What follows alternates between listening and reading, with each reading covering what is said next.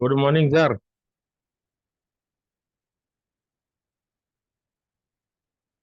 You are muted.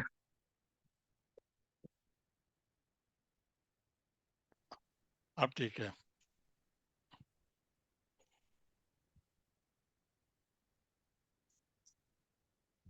तो YouTube पे भी करना है नहीं? हाँ कर दिया है? कर दिया ठीक। कर दिया।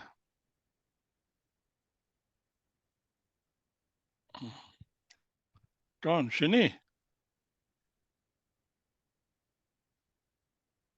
Hello.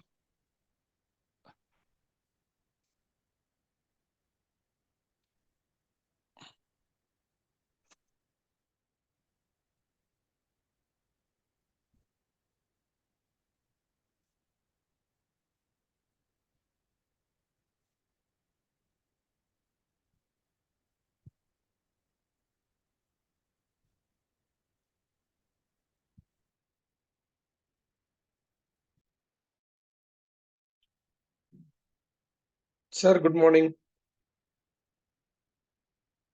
Good morning good morning. How are you, sir? मैं ठीक हूँ। I am waiting for 2% Janaki and Medhavi. Okay.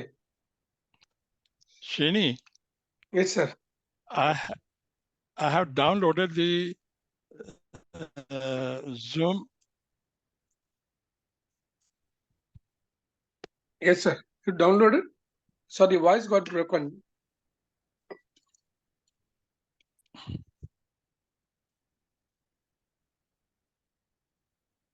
Yeah, tell me, sir. Hello. Sir, your voice got broken. Can you repeat, please? Hello. I have downloaded the recording of two, three meetings. 12th Okay. May. I have downloaded the Zoom meeting. Hello, please let me speak. Meeting 12th May and 19th May. And 19th May.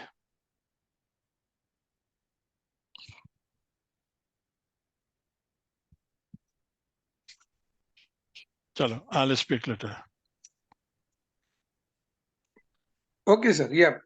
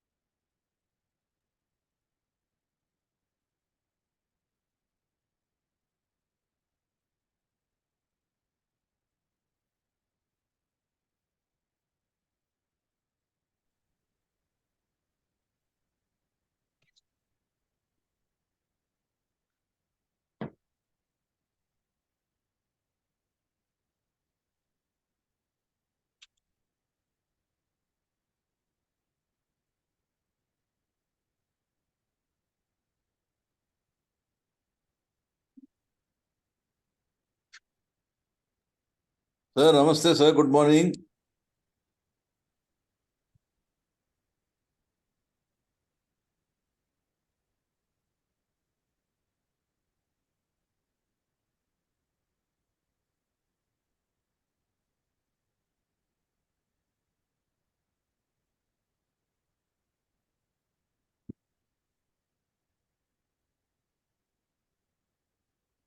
One. Namaskar. KK sir, good morning. Namaste. Morning. ಇರ್ತದ ಬನ್ನಿ. Good morning, sir.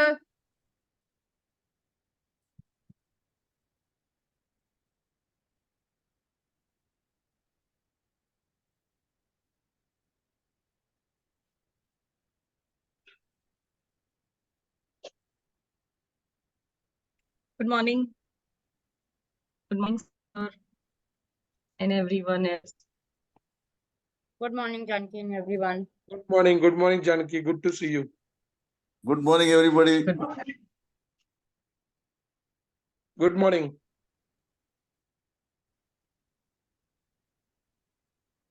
So, today I am supposed to discuss the Apollo Hospital Enterprises case. Bhaji hai khali. I hope you all can hear me clearly. Yeah, comfortable. Proceed. Yeah. So, shall we start? That KK sir will tell you. Sir. He is the boss.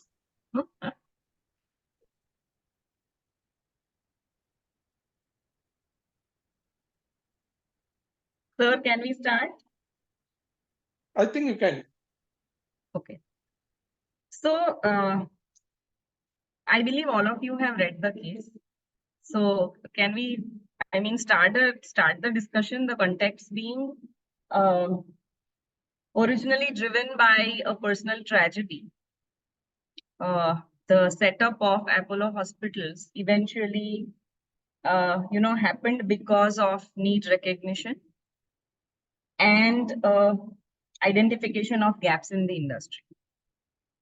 So there was no such multi-specialty hospital setup in India on this scale before Apollo came into picture in the 80s.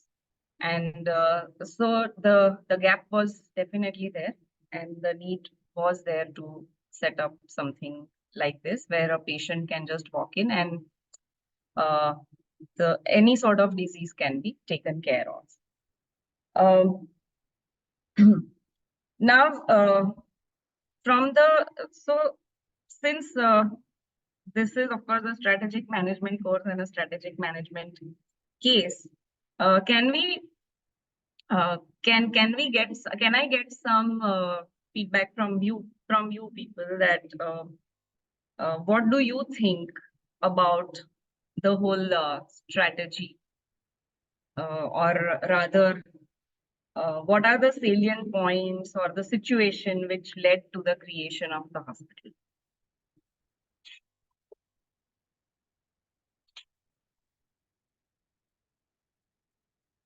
One is the need, because there were the hospitals, government, but there was deficiency of beds and all that. So one is to identify the opportunity and the need in the market. Second, he wanted to put up something as an affordable part, and looking in terms of chain, so that pan India he can offer the services. Correct. Also, advanced ailments could be treated. Yeah. Yeah. So the idea was, irrespective of wherever you are in the part of the country, if you are having a treatment in one set of Apollo hospitals, you can get treatment in other if you relocate or because of some other reasons. So that your history is with the hospital, you don't need to relook at every time submission of your medical files and all. Correct.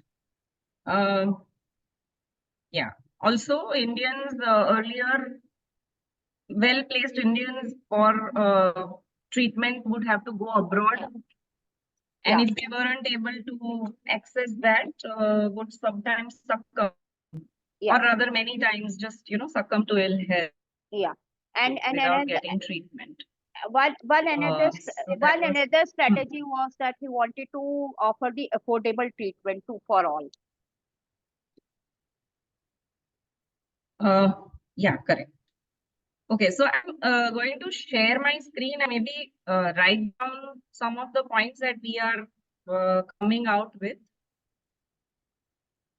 Dr. Janki, may I come in with the situational factors? Yes, of course. Sure. Yes, of course. Yeah, so like you mentioned the situational factors. So, and you rightly pointed out with the trigger event, the loss of a close friend of Dr. Reddy, which led to this the entire concept of the first private sector corporate hospital in the country. So the very nature of business, that posed a lot of challenge for Dr. Reddy, because medical profession in our country is usually synonymous with it's basically hailed as a very noble profession, and it's not associated with profit making. So the entire concept was very different, and that led to a lot of challenges, in the sense that people were the country was not ready for it.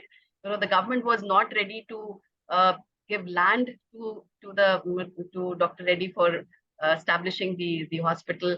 The financial sector was not ready to give loans because they did not recognize hospital as an industry. Then Dr. Reddy had to fall back on the foreign banks, which really escalated the cost. So all of these added to the situational challenge which were faced by the founder in the first go. So that was the point I wanted to add. Yes, correct. There was also negative campaigns by By other the, nursing, private yes. nursing homes, because nursing homes was a very prevalent thing in India in those days. They felt the competitive threat, so where they could anticipate the threat, so that's how they started those negative campaigns. So that was another added challenge. Yeah, correct. Yeah, correct. They also faced custom clearance for equipment which they were importing. That was another issue. So so under the influence of all these challenges, what kind of outlook or what kind of a model did he think of? Or rather, what kind of very simply put, what kind of a strategy was he looking at? If we just look at the three generic strategies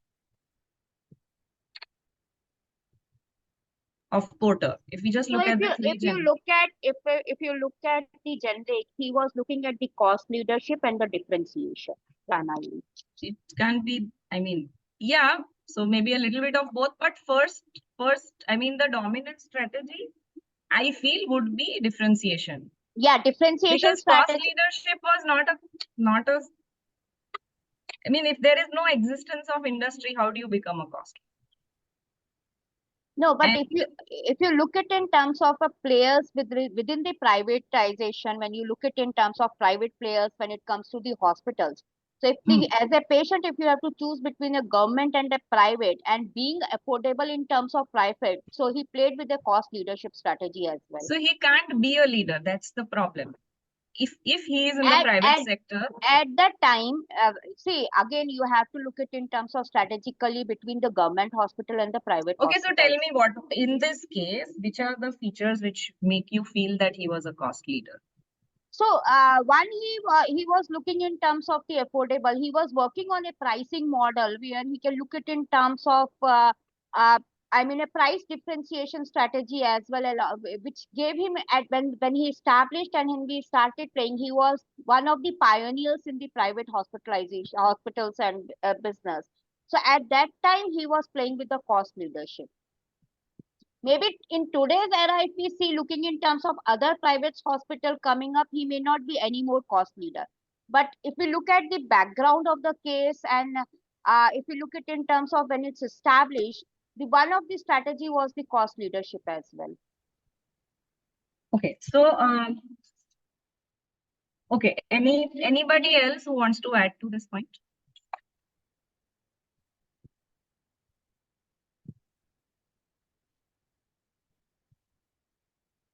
Yes, sir. I was waiting for you. There was no Michael Porter at that time. So he did not have any idea, cost leadership, differentiation, and third component, I forget. Focus. Nothing. Focus. There was nothing like this categorical strategic option, competitive options.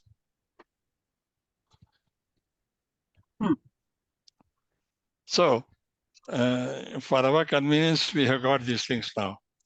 But when he did not have these models and he did not have literature on that, how he was trying to formulate that strategy. What I have written, so as sir, you've also written in the teaching note, the situational context was more like a passion project where he was so hurt by the fact that he could not help his friend, and then he recognized that there is no such facility in India. And He if you see, thought that maybe he could fill in the gap. maybe during that time we can talk about same thing what earlier discussed, that IM Kozhikode case turnaround. Same similar, I could able to reconnect this case with that because it's full of theory of constraints. When I say theory of constraint, this entire infrastructure, if we talk about that Apollo, even I heard that that MD room also they convert into one of the, if they convert into the bed, they'll get additional revenue because they realize that cost per bed is more, so they don't have a space. So that's what when we talk about the turning around, they found that market opportunity they must have, definitely have the advantage of the early mover advantage when they made a market into organized. And they have too much of limitation, but they could able to convert all the constraints into opportunities.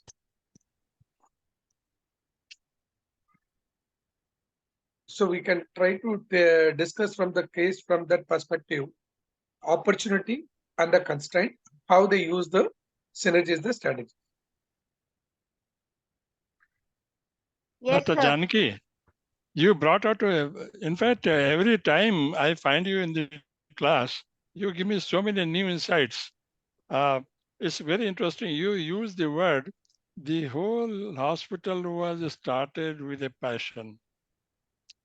And it was a shock of a friend losing life because the treatment was not available in the country.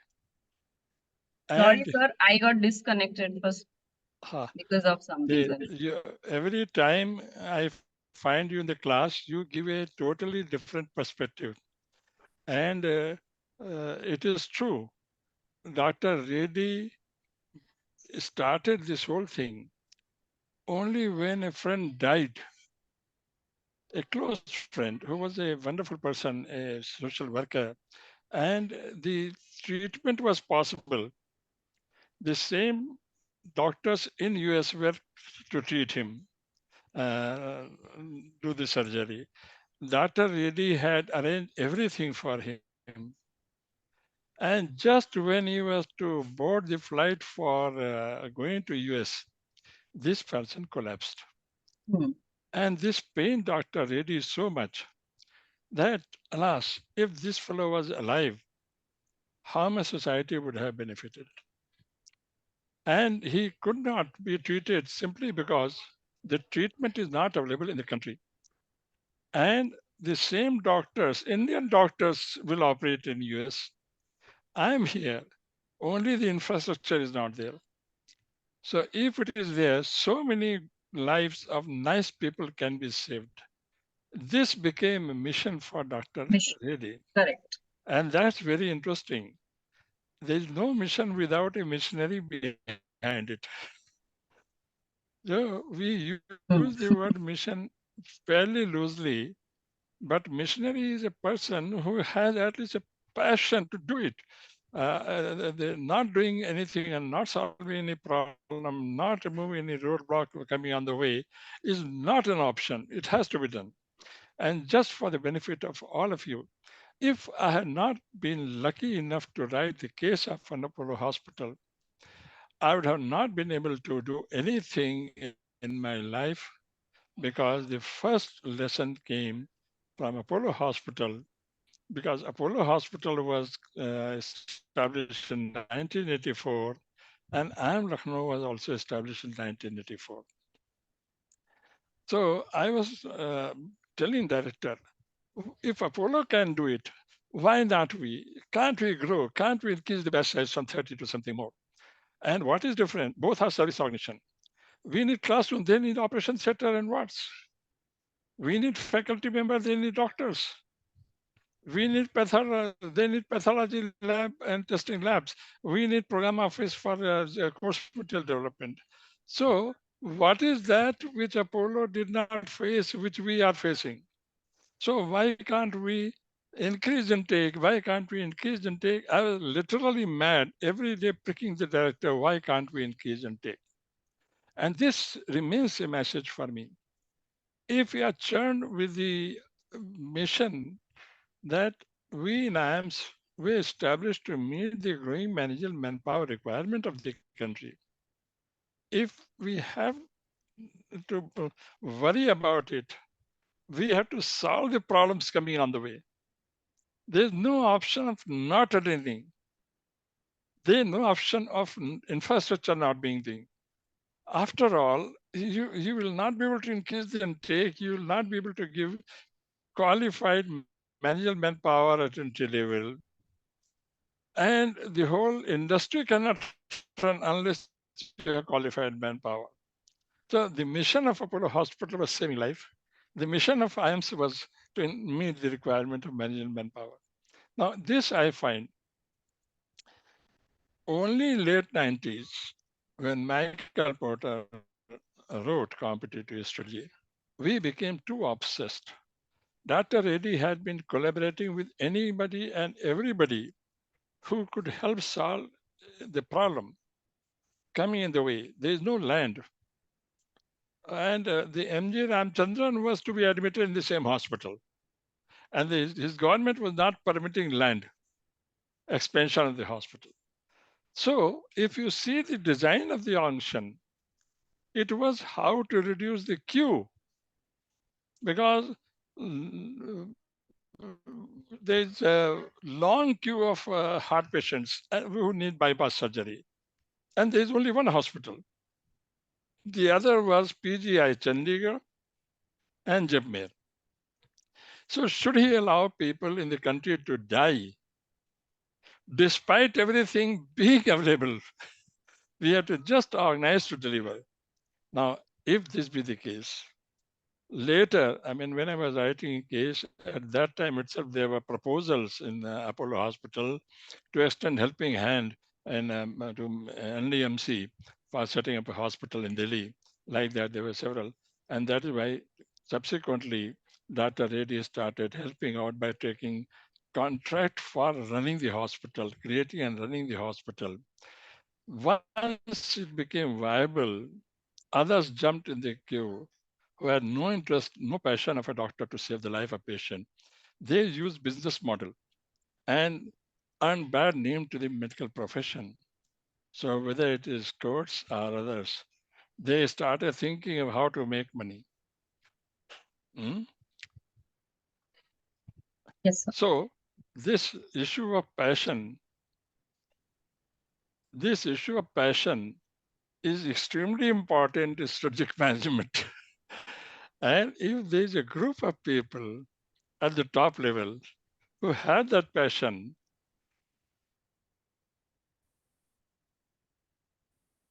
believe me, what we are is the size of faculty members who understand the subject in the same way so that they can group faculty members. Now, instead of Krishna Kumar and few faculty members in IM, if we have 50 faculty members or 20 faculty members in this SMFI, then they will multiply through FDP. And in turn, the management students in the country will be benefited. It is this mission which is holding us together despite all the uh, the setbacks and at times my saying I'm canceling this program, this thing, that thing. But one more suggestion for you all. Yesterday night it occurred to me. If I was able to download the recording of 12th June, 19th June and 26th June meeting. Now it is 1.5 hours like that. If it can be edited and pruned, then it can be useful for those who could not attend the meeting. And this way they will know what was discussed and the new learning will pass on to them. So I have sent a link to you all, which has 3 meetings videos And I'm looking forward to volunteers who have ability to edit videos so that those people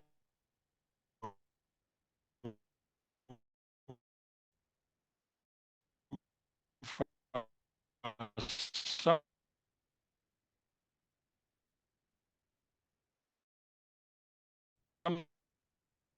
reason or other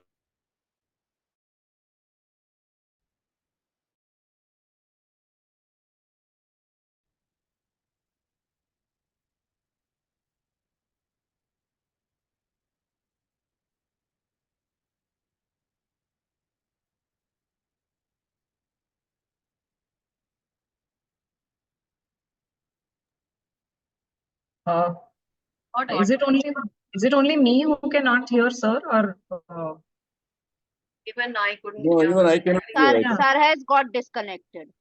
Oh.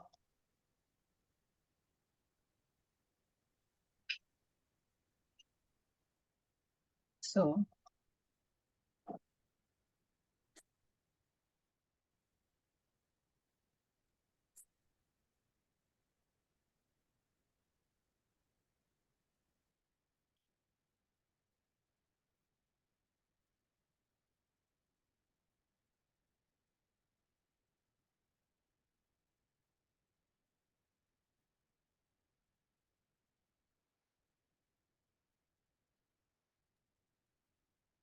I think Professor Sir got disconnected due to uh, connectivity problems. Carry forward the discussion. Yeah, ma'am, please carry forward. Na, Janaki ma'am, you can Janaki. continue. You can carry forward, he will join.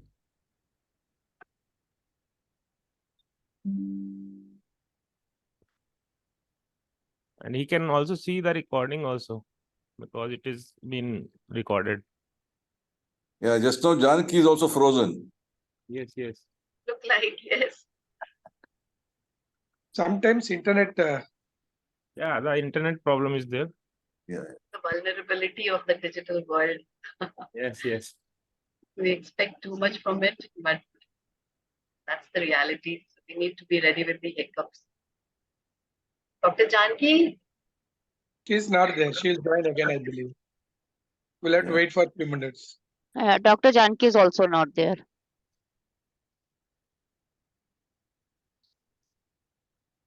So good to see you all in Sunday in your busy schedule. we had to. That was the madam commitment. नमस्ते Lucknow university का registrar साहब आया और क्या चाहिए संजय जी नमस्ते Namaste. good to see you Yeah. Hi, Sanjay. So you will be leading the discussion in the next session. Yes, yes. When Ajay. Good to see you. Yeah, I'm here. I am here, very much here. Actually, Ajay, you look last the time I was same. not well, so I After couldn't. all these years, I Sorry, find Dr. you, I find you looking in the same age bracket.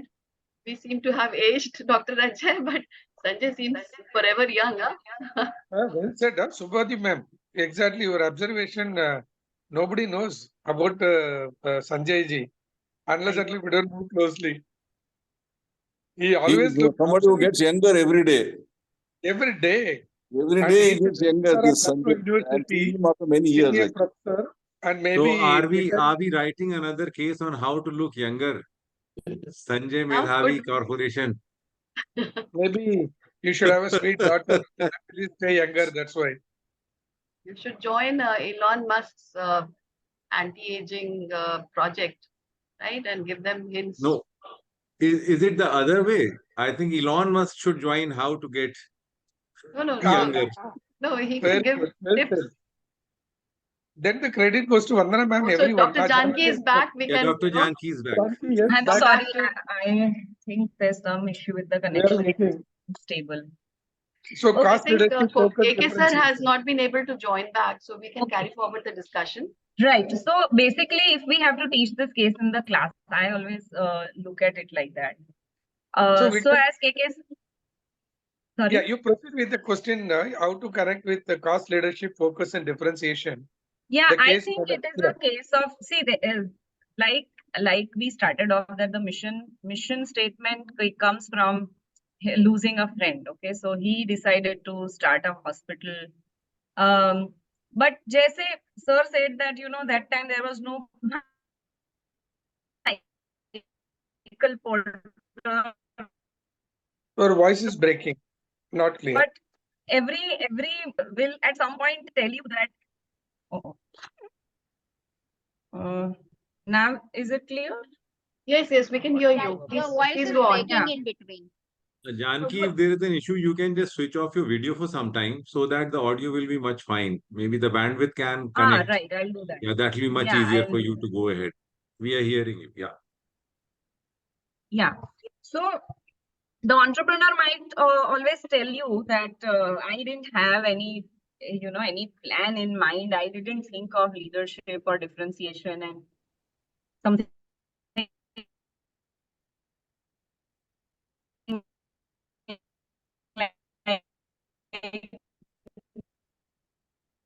Voice is मैं breaking. अकेला ही चला था. But from okay, give me 1 minute. I'll change the internet connection. Just give me That 1 would be minute. fine. Thank you. KK sir is back. Yeah. Sir is back.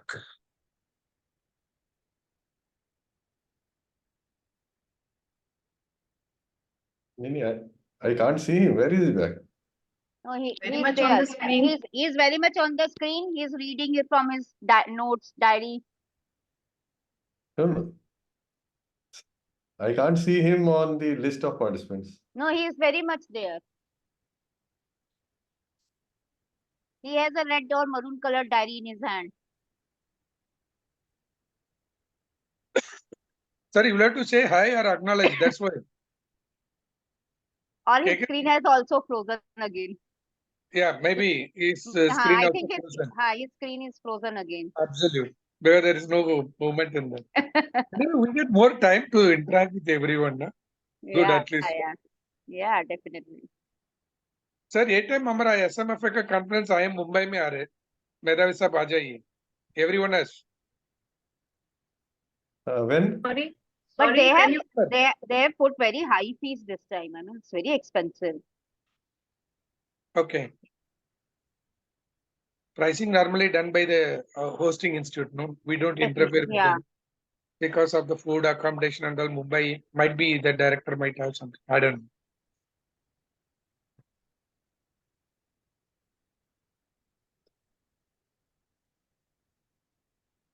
December 5, 6, 7, sir.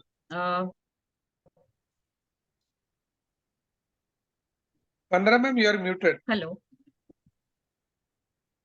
So I said if you have the link, put it on the chat now. We'll do that. We'll do. Yeah. बात में करेंगे अभी नहीं बात में. हाँ. Yeah, Janki, we are waiting. Yeah. I don't know whether You are whether audible there now. is any difference in my voice. Yeah, much better now, Okay. Janki. Yeah. So if I have to teach this case in the class, I will start with, you know, how the genesis, how the hospital happened, and I would talk about how it would be a strategy of differentiation. Why would it be differentiation? Because for the first time, a corporate hospital setup was being laid out in India. They introduced, you know, the medical insurance scheme for the first time. They brought in software to manage patient records, etc. Trading and manufacturing of pharma and hospital supplies and equipment was also brought in. So it was like a comprehensive, universal hospital kind of a thing. Bringing in pharma and hospital supplies and equipment would support also the infra of the hospital. There were 50 specialty units catering to 20,000 ailments. Advanced machinery for various kinds of imaging, which was unheard of in those days. Doctors were brought in from abroad, and India panel of specialists was created. Preventive healthcare, which was, you know, not a thing in India at that time, was brought in. Longer treatment and OPD hours, a 24-hour pharmacy. That was also a new concept.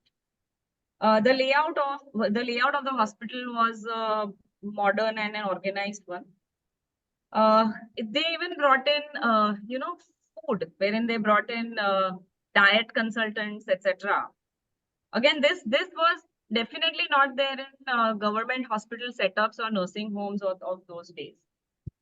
Also, an important thing was the personal touch of the chairman, wherein he would be involved in patient care. He would connect with patients, etc. Brought in, hygiene factors like, patient laundry, those kind of things. So today, if we see, these were all the, salient features of a good hospital that one would prefer to go to. In those days, this whole setup was lacking in India. And that is how he, if we talk of differentiation, that is how he brought in differentiation in the hospital. So I have looked at this whole case from the 7S McKenzie model. If I want to teach the 7S McKenzie model in class, I can use this case to teach that. So, as you know, there are 3 soft S's and 3 hard S's in the 7S model. So if we start with the 3 hard S's, the first is strategy. So the strategy of differentiation. The second would be structure. Second hard S is structure. So what is in this case, if you look at the organization structure, that was quite unique. The medical side and the admin side were completely divided.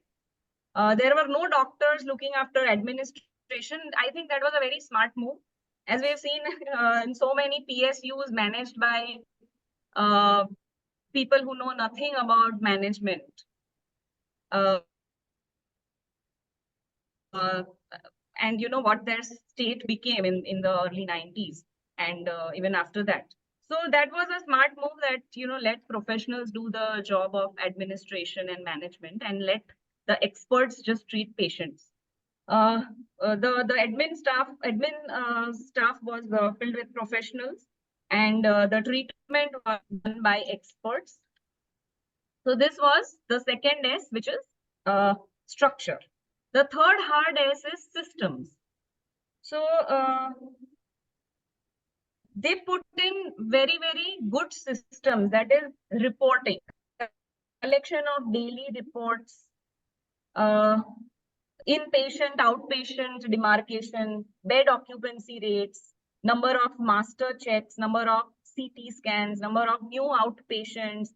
Monthly reports included statistical reports, service-wise breakup of discharged patients, service-wise breakup of newly registered patients, breakup of repeat patients, medical records presentations. Then they issued something called the BRADMA card, which the patient, like somebody mentioned, the patient could take this to any Apollo hospital, and his eventually, that is, initially there was only one Apollo hospital, but whenever the patient came and presented the BRADMA card, his whole medical history would be reflected in the system.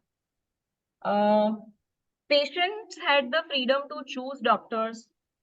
Another very important system which they put in place was payment system. Payment would be accepted only by cash or demand draft. So this became very smartly an only cash business. But and then some, setting the trend. This is how hospitals even today function. The trend is that you pay the money upfront and then you get the treatment, or you pay in advance and you get the treatment. The role of ward secretary in admitting and discharging a patient. This was, I think, an important feature which they put in. There was a medical audit committee. And as I mentioned earlier, also complete case history of the patient.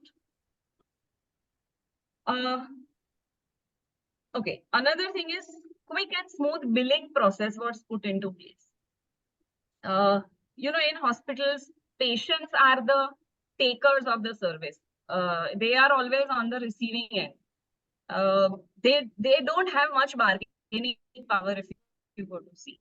So ultimately, whatever bill is handed over to them, they have no option but to, pay it. They have a system. They put in place a system made for the treatment was given to the patient, and eventually the final billing process. Also, he took care that discharge was given before noon. Now, if discharge is given before noon, that means the patient saves one whole day of, room charges. Okay, this was done in the interest of the patient. Discharge summary. There was transparency in billing, and from the hospital point of view, it was a complete cash business. So that was I think that which they put into the system. So this is the third S, that is the systems. So strategy, structure, and systems. These are the three hard S's. Then there are three soft S's. So the soft S's are staff, skills, and style. So if we look at staff, expert doctors, they brought in from all over the world.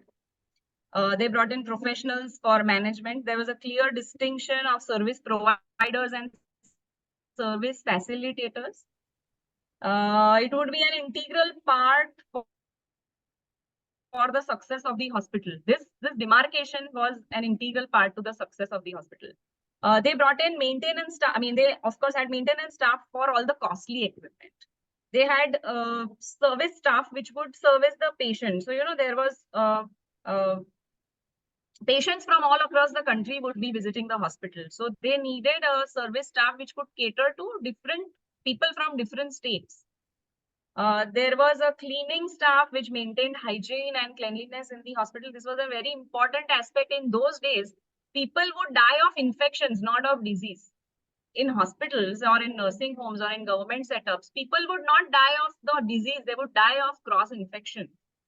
So this was a very important element that they brought in, that the cleaning staff had to be, up to the mark. Then, of course, nursing staff, training them. Then there was a ward secretary. So for every ward, there would be somebody who is answerable for that particular ward. So this was about staff. Then we come to skills.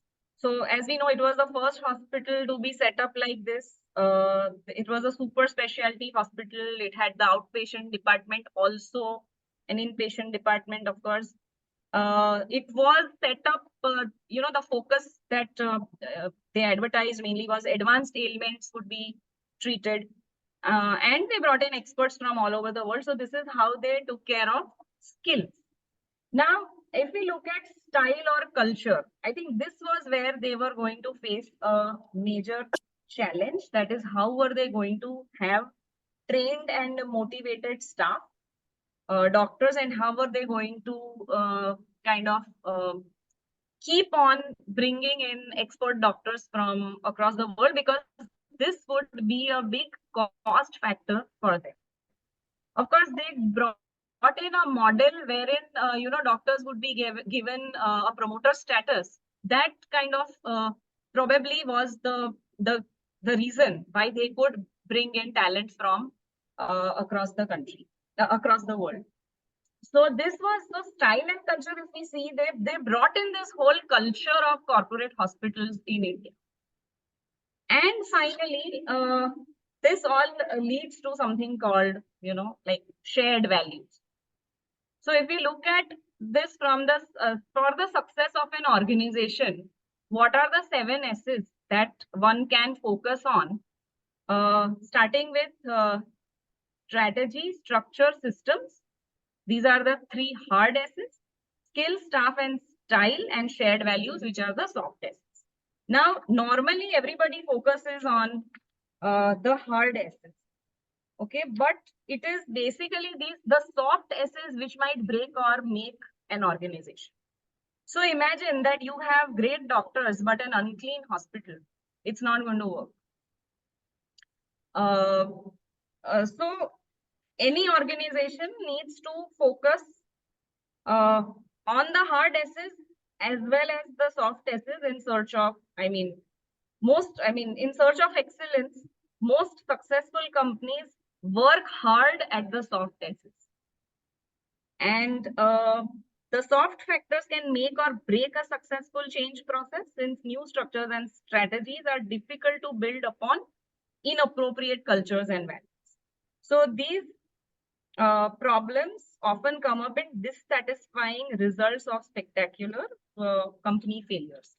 So as sir mentioned that this is going to be a service organization, right? So service, that is having the right people and the right culture would be very, very important for the success of the organization. So this was about success, and this was one model that came to my mind. The second one, when we address the question of how to mitigate the challenges. So what were the main challenges after the hospital was set up? Yes, before the hospital, we know that there were these challenges of bureaucracy, clearance of land. No corporate hospital was existent earlier, so we didn't have any experience of that kind of a business. Arranging finance was a major challenge. Lack of industry status was there. Custom clearance was a problem. There was negative campaign by private nursing homes also. So these were the challenges before the hospital was set up. But what were the challenges once the hospital already came into being? So HR was a challenge. Maintenance staff, they needed expert people to maintain costly imported equipment. Second challenge was they needed a service staff which knew several languages to cater to people from across the country. And cleaning staff, even today we are struggling with cleanliness in India. So you can imagine in the 80s what the scenario was. So cleaning staff, they never found it up to they initially also and eventually also they were facing a challenge with how to maintain the hygiene and cleanliness in the hospital. These were the three HR related challenges.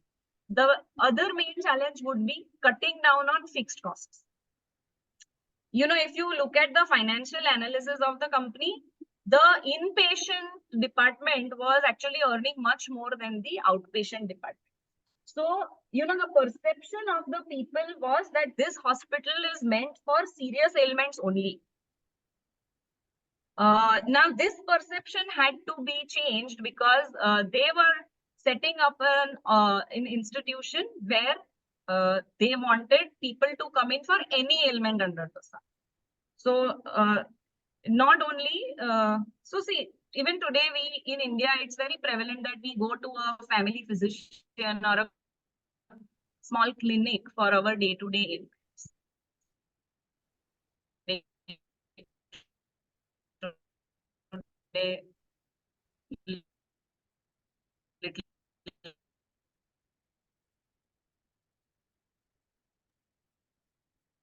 Anki, you're not audible. Your voice is breaking. Am I the only one facing this? Janki, your voice is breaking again. They wanted to change the perception that you can come here for your small.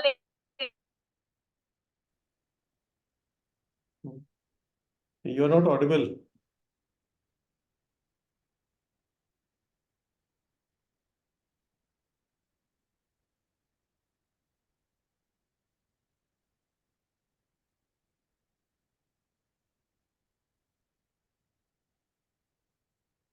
Janki, are you working through mobile? So She got disconnected. She's not there in the meeting. Connectivity issues at her end. So I think she had switched over to the other network. It was working fine, but I don't know. It has become weak now. Achha, in the meantime, before Janki comes, let me add 1 or 2 points. One was that if you look at every department The 7S she had explained very well. No problem on that. But something beyond that. All the 7S, 6S were directed towards a strategy, and the strategy was directed towards mission. Whomsoever I met, he talked of patient care, including the matron handling a store for bed linen. And when I asked why you are not attending to me, you are counting bed linen. She says, sorry, sir, but we have to change the bed linen morning and evening. And since we are outsourcing, so I have to count and deliver immediately. I said, what's such a urgency? I mean, you could hold it for a while and talk to me. They said, we have to change. Um, and that is why? Why you have to change every day, twice a day? She says, you know, if we don't change, there will be infection. So what will, so what? Let the infection be there. And my God, with the mouth wide open, eyes wide open, she was, for a while, she was shocked. What did I say? I said, what? What will happen to patient? The patient was the focus of all concern. If anything happens to patient, no accounts department is required. If something happens to patient, no food and beverages department is required. If the patients are not treated well, then no doctor, no paramedical staff is required. That was something which was so visible when you go and meet. So every service was organized how to make it more efficient so that patient is quickly recovered and quickly recovered, because if they reduce the queue from 15 days to 10 days, the hospital, a person remains in hospital for 10 days instead of 15 days, they can entertain one third more patients. Now, one third more patient means you are saving with a 300 bed capacity. One third means you are saving hundreds of additional life. And a country which is struggling to cope with the heart problem, it was a great success. Great approach. How to keep on reducing this queue. And so much so that even for guest care, they had to arrange, because if the guest care is not proper, after the operation, if the patient comes and looks at mother, did you have lunch? And oh, and mother say, and he sees no reflection on the face. He knows mother did not get lunch, and the patient condition reverses. So everything, every support service was to help reducing the time for recovery so that more patients can be entertained. And that was the real thing, number one. Number two, all the specialists, special skills people were supported through system and others. System means if I use machinery for diagnostics, then I can diagnose faster and therefore I can provide treatment faster. If I have Dr. Girinath, who is the only expert surgeon, if he is to do everything, if he has to do everything, right from being the surgeon and attendant staff, everything. So nothing, Dr. Girinath will only operate. There will be registrars and resident doctors who are preparing patients, and three operation theaters. So in one operation is going on, in the next, the person is being taken away and operation theater is being cleaned. In the third one, the next patient is being prepared for operation. So Dr. Girinath was moving from one operation theater to another, and all of the support staff was just preparing. Dr. Girinath had nothing to do except operation.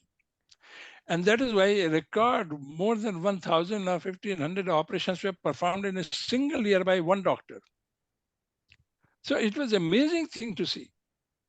On the other hand, you may say cost reduction strategy, but here challenge, there will be temptation for fleecing the patient. So on the board it was written, the menu is this. If you want some item, some test, and you find the charges for the same are lower in the neighborhood, you don't need to pay anything. So if I'm doing any X-ray and the same X-ray is done by another person, I'll not charge. So this was lowest cost so that we can reach larger and larger sections of the society. It was so fascinating. I found resource misutilization was of the order in my institute, that with the same lessons from Apollo Hospital, we could take a leap forward jumping from 30 to 100, while I myself had recommended for 70 in the next step. It has been a very fabulous experience that how to design an organization for achieving the mission at increasing scale and keep on improving the skill, keep on improving the systems and support so that the specialist labor can be helped. And if the patient requires hygiene, so everything which was connected with fast recovery, all success, were fine-tuned towards that. And without that, it was not possible. Not that everything was in perfect balance, but it's something like a new car and an old car where gearbox is not working all right, where a clutch is not working, clutch is loose.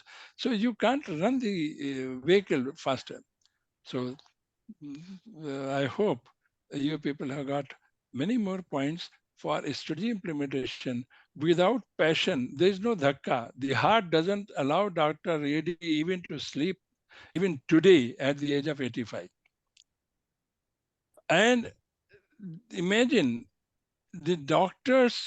Reddy's daughter climbing to fifth floor, not allowing anybody to go by lift, because if a patient comes and there's only two lift, if the patient comes and the GM comes and they start using the lift, patient will have to wait.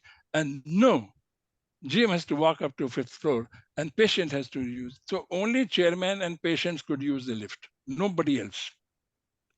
So very interesting practices. If you see the case in detail, certain mesmerizing thing, the speed with which things were working. Though it is true, it looked to me brute that no payment, no entry. But this is not correct. If there was a person who was not able to pay, only Dr. Reddy could relax for the treatment for the patient without accepting payment. Nobody else. So it is not, there was no opportunity for people to mitigate the hardships of money. But look at, if we start doing charity, there is no money to support service. So if he allows everything free, then he will not be able to support because there is no financial support to the organization. And they're using costly equipment, costly labor, everything costly, and still maintaining the cost to the patient low. And this I've used in IIM Calicut also with limited faculty. You say, how are you going to cope with? We'll reduce the burden on faculty through systems. What? Let a job which can be done by staff or officer not be done by faculty members. Let them be in the class where they are the only person who can deliver. If I put the same faculty members for every administrative job, faculty will not be able to attend to academics. And this is what I found in Calicut with limited faculty, go on relieving the faculty member from drudgeries of help, whether it is admission, whether it is MDP, whatever it is, the faculty is overburdened. These days, unfortunately, many of us are getting caught in too much of non-academic and reducing the time available with the specialist academicians to focus on academics. And this was a great lesson from Apollo Hospital, how to use, how to design organization for using limited resource. The key resource is skilled doctors. If you make them medical head also and department head, everything you do it. So they divided the administration from medical. So if you have any additional point to add, kindly do so.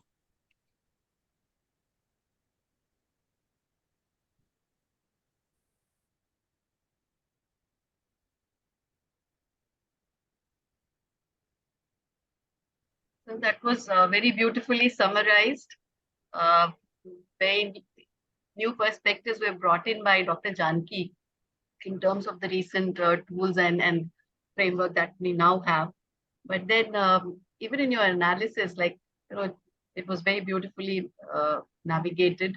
In my understanding, the key challenge was the capacity utilization, which depended on the successful and speedy recovery of the patients. So the entire organizational design focused on this. So be it, the attitude, the value systems instilled in the staff for patient care, which you spoke about based on your own personal experience, and then use of lift restricted for patients and the top management. All of this, it was all hovered around that particular objective of the key success factor, as you rightly pointed out. So it's very unique case. It has come a long way by now. They have grown big, and then the systems put in place. All of it has, made them a leader in this domain of corporate hospitals. We now have seen corporate hospitals mushrooming in the country, and they followed the model that was laid down by Dr. Reddy. So yes, and then as you rightly pointed out, like, it wasn't just differentiation; it was a differentiation, but at the same time, being a part of a very unique context, a service organization in healthcare. So they couldn't have ignored the cost part. So cost leadership with a different perspective, with a different approach. So all of this makes this case a very unique case to look into. Of course, passion being the key ingredient, the secret ingredient, which we have seen it through, and we learn it from you. The passion that you demonstrate, every passing day, is something which is demonstrated in all of these cases. So I think that's what I wanted to add. Any other? So, sir, I had a query, like, how do we handle a case discussion? So the instructor, I thought that the instructor should do the minimal talking. Because in case of an online environment, it becomes a little difficult given all these technical hitches off and on. But then the best part is when you throw open the discussion and then you make the, but then that also depends on how prepared the participants are. So that is something that we all need to learn from you, and we need to ace this, the art of handling a case discussion in a group. So if you can just sir, share a few your perspective on this, some quick tips. Dr. Sabui, we all struggle with case method. Yes, sir. And by default, we'll end up using case for as a lecture, in the lecture. Eventually, yes, sir, that happens. Now, may I suggest to you all, I have 2 works which I have forwarded to you through the link. case method for management education, and the other is case analysis and instructor's guide. That in that the first thing is why case method. Case method is one of the most expensive method for learning. What you cover in one lecture, it will take you 5 sessions to communicate the same thing through case method. In case method, points have to emerge from the discussion. And you will see, once you see the advantages of case method, why case method.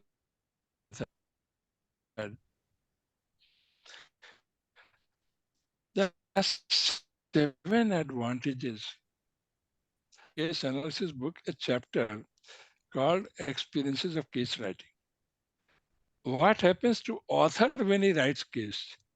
We all think that we are writing case for students. Then we forget that the same case, if it is used by another faculty, if he doesn't have proper teaching note, you will not be able to have him guide how to conduct the class. So my submission to all of you is, whenever you go for a case discussion, including where there is a case analysis given by the author, that is only a guide. Your expertise, your experience cannot substitute that. So take it after you prepare the case, then you have a glance at the teaching note, whether all the points given in the case analysis have been covered by me in my preparation or something is left. Only as a backup you use a teaching note, not as the first. Otherwise, you will be conducting class through case analysis given by the author. It will be like lecturing. Number 2, one more thing, and this I request all of you. If we know why we are teaching, I mean, all of us face this dilemma. Are we teaching because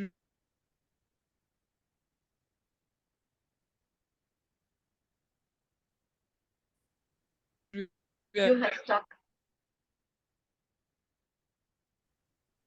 each discussion leads me to some learning? So am I conducting the class to help the student learn the subject? So if I evaluate, then I find, oh my God, out of 10 points,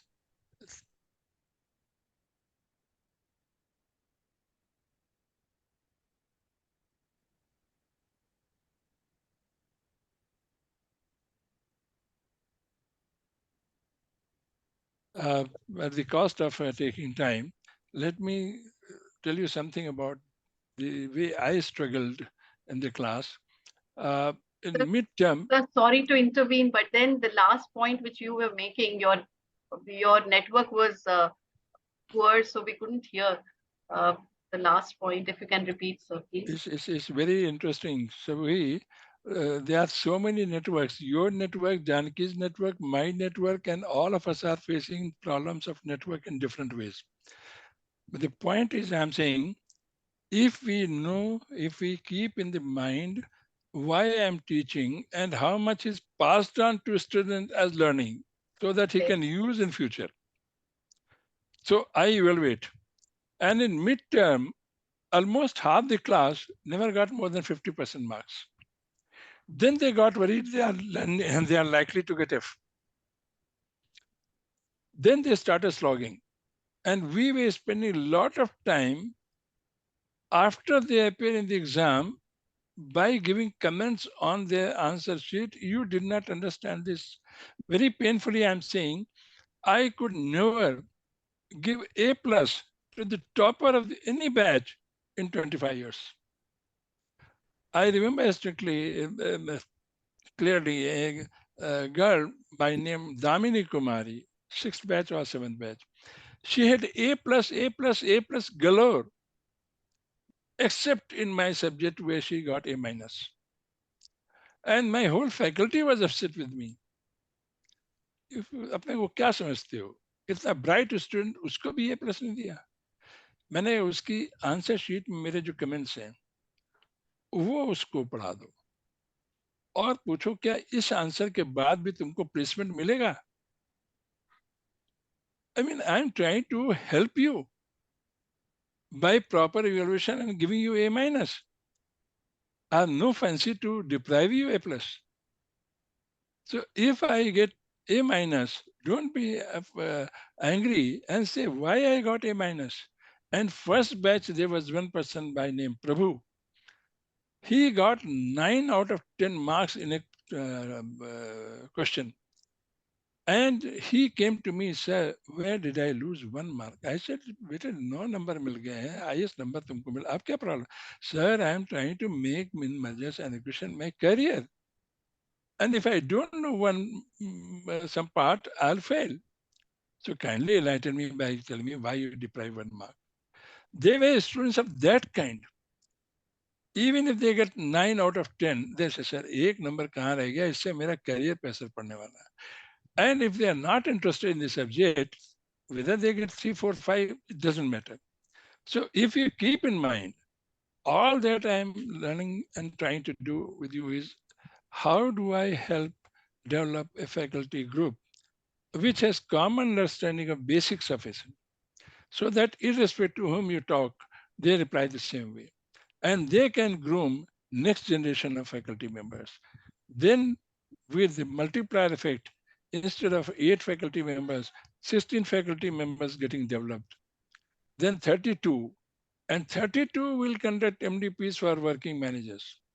So if I fail in my duty in imparting you common understanding of the basics, then you will not be able to play the role of multiplier. I thought I'm soliciting help from you all, that if you can help in pruning the recording by editing, then we'll share with all those who are not able to attend any particular session. So keep in mind, our focus is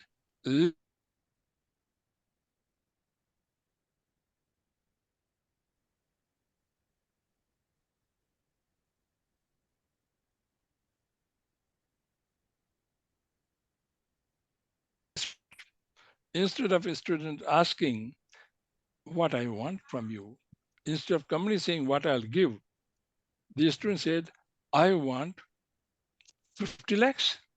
So company will definitely say, why should I give you 50 lakhs? Why not 10 lakhs? Then he should be able to justify, I can do this for you. I can do this thing for your company. And companies, rest assured, if a student can stand 10 consecutive questions, he will get anything that he wants as an offer from the company. Rest assured.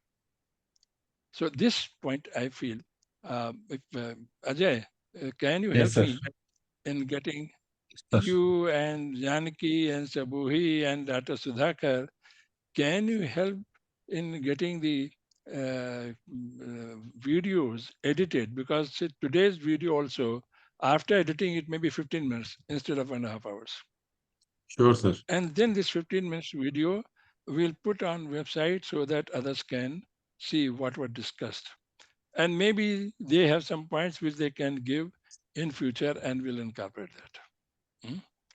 I think if there are no other points, then we switch over to Sanjay and Ajay for MCS. Yes, sir.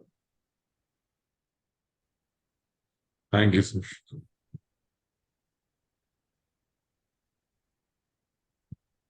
Start, Sanjay. Okay. Before I start discussing the case, for the last 1 hour, I have been observing that we are having lots of disruptions and because of the technical issues. So just one more observation here. See, when we are depending so much on technology, so we have to be aware of the capacities of the technology and we have to invest in that. For example, we cannot expect a 5-6 lakh car to work as efficiently as a 20 lakh car.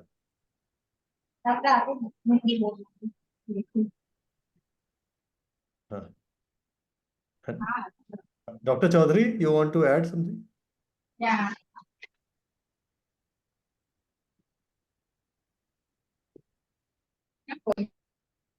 No, thanks. Please carry on. Okay. So just one or two observations here from my past knowledge and experience. That one thing is a wired network always works better than a wireless network. So as far as possible, we should always try to use a wired network, that is a wired broadband connection, which will work any day better than a wireless 5G or 4G connection. Second thing, one very important equipment that we have to use is the router. And all of us who are teachers and have to occasionally be concerned with the online video conferencing and all, we should all invest in a good quality router. Because whenever you take a connection, say from Airtel or Jio or anyone, they give you a basic, very, very basic router that is good only for connecting between the telephone exchange and your house. If we use the Wi-Fi facility of that router, we are compromising a lot on that. So all of us should invest in a good router and use that router, the free router that comes from the telecom company, as just a connectivity to the telephone exchange. And Wi-Fi facility we should use from our own router. In my house, I have a high-powered router installed in my house that I purchased for around 20,000 rupees, and I have good connectivity in all rooms of my house. So I can do a video conferencing from any room, and usually there is no technical issues. So just to add to Sanjay's kind of a suggestion. Sanjay, I have two routers in my home. I have two internet connections. I have Geo also as an added thing. But when something is going to go wrong, nothing will go. No, So, no, and I have taken umpteen lectures online. I have never faced this issue. This is the first time that I'm facing this issue. I'm just saying my observation. See, in my house also, I have got two broadband connections running right now. Airtel and Jio both are running parallel to each other. But then I never use the Wi-Fi facility of the free router provided by the telecom company. Because those routers are very basic, costing around 1,000 rupees. I have another powerful router costing around 20,000 rupees, which I use for Wi-Fi facility in my home. Sanjay, all preparations aside, sometimes Murphy law also operates. So it does, but then the probability is much less. Yes, absolutely, no doubt about it. So, okay, so now let us start with the case discussions. So today we have to focus on the management control systems, and for that we are using the Vindhya Pradesh Forest Corporation case as a basis for discussions. Let me just brief out what is there in the case. Now, this is an organization that is doing very well, has been in profits ever since it was established. And the managing director of the company went and attended a meeting where he became aware of the management control systems and the benefits they can bring about in the organization. And so he's wondering what changes can be introduced to improve the performance of the corporation on the basis of a management control system. Now, the main business of VPFC is felling of trees, collection of other forest produces like grass and leaves and all. And this corporation has monopolistic rights in the entire state to fell the trees and sell this produce in the market, open market. But as you would have observed from the case, this company does not have any rights to change in the supply side because they can fell only those trees which are earmarked by the forest department. So it is the forest department which is concerned with planting more trees and earmarking those trees that have to be felled and gives this information to VPFC, which then fells those trees, collects the forest resources and then auctions them and sells them in the market. Now, there are two regions in the state. One is the now there is one managing director, and there are the entire organization is divided into two regions. One is the hill region, another is the plain region. Five the regional managers are looking after the hills, and four regional managers are looking after the business in the plains. This is quite an old corporation established in 1974. And the objective of the government in establishing this organization was to stop the illegal felling of trees, exploitation of labor by the private contractors, and uh, ensuring minimum wages for the laborers, and providing the forest produce to the individuals, government corporation at reasonable rates. Now, their main functions are felling, transportation, sorting, storage, and selling of the forest produce. So, after felling, then they are transported by both road and waterways. These operations are accounted for at the cost prices, and they are transferred to the sales division at the cost price. And then the sales division then sells them through bidding and calculates the profits. And it pays certain royalty to the forest department. Now, this company has to usually has to focus on the timely felling, efficient transportation, proper sorting, judicious auctioning, etc. In order to try to get better profitability.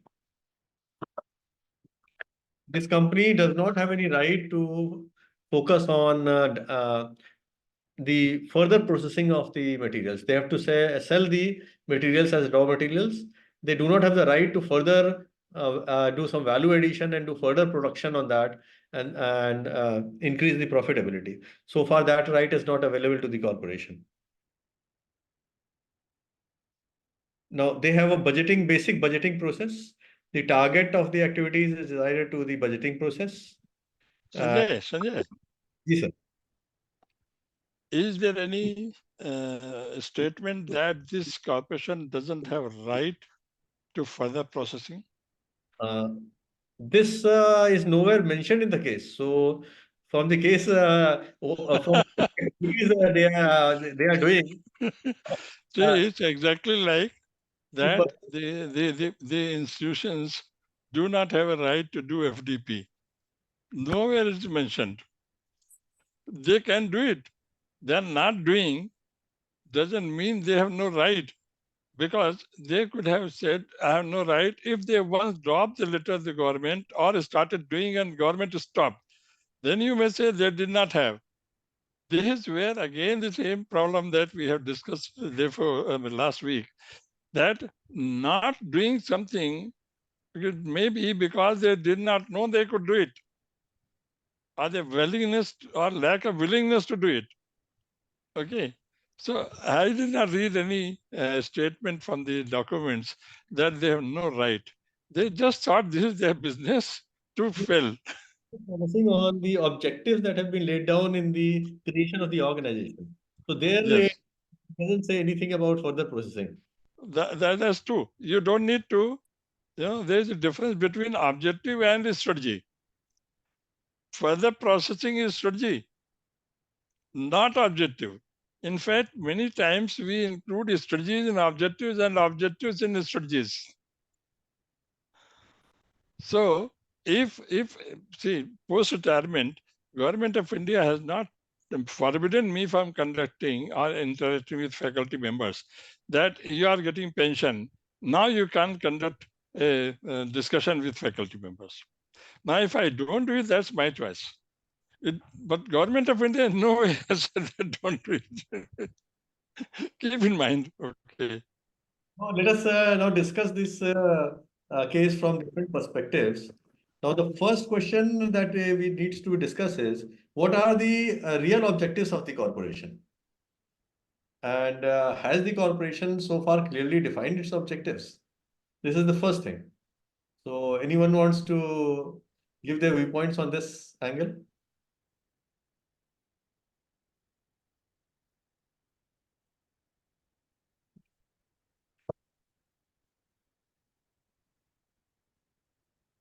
If you see the objectives that have been laid down by the government while establishing this corporation, the first one says to put an end to monopoly of tractors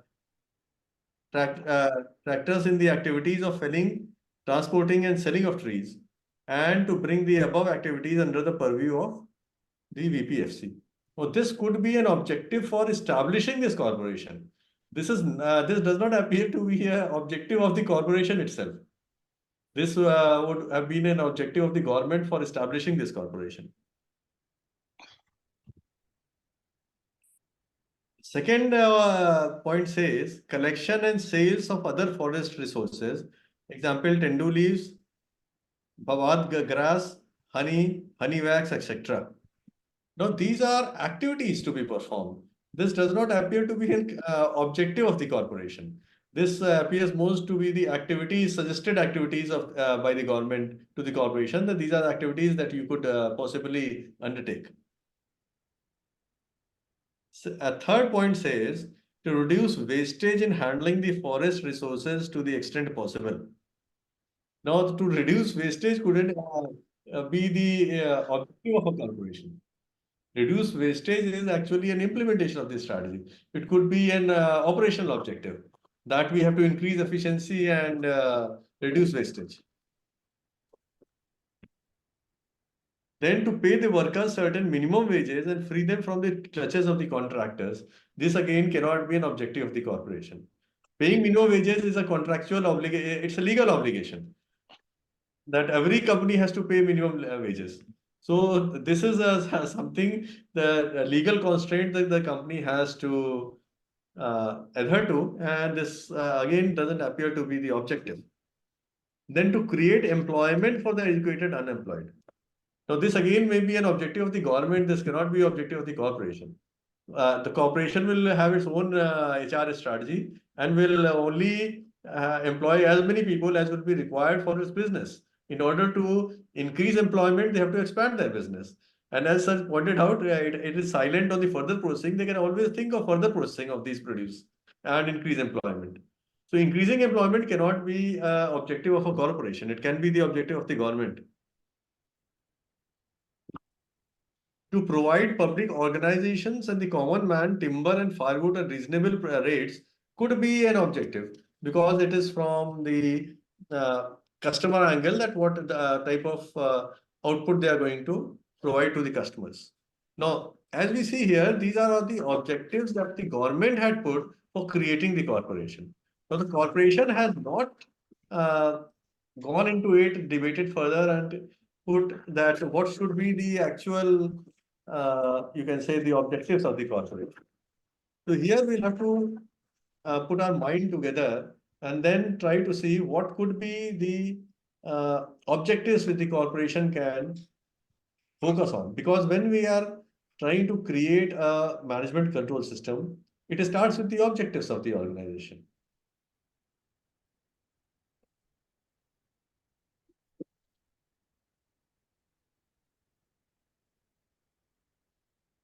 So there are some suggestions here from my side. Other participants can put in more suggestions. One could be, for example, meeting the firewood requirements of the common people. Another could be meeting timber requirements of key public sector organizations like the railways. Another objective is the organization can put is augmenting the profit generation from the forest producers. And if this is the objective, then they can think of further value addition and processing. So these types of objectives have to be set up by the organization. And another of my observation is that this organization presently does not have things like cost centers, revenue centers, profit centers, and investment centers. And that creates a vacuum. It doesn't provide benchmarks against which the performance has to be measured and constantly improved against those parameters.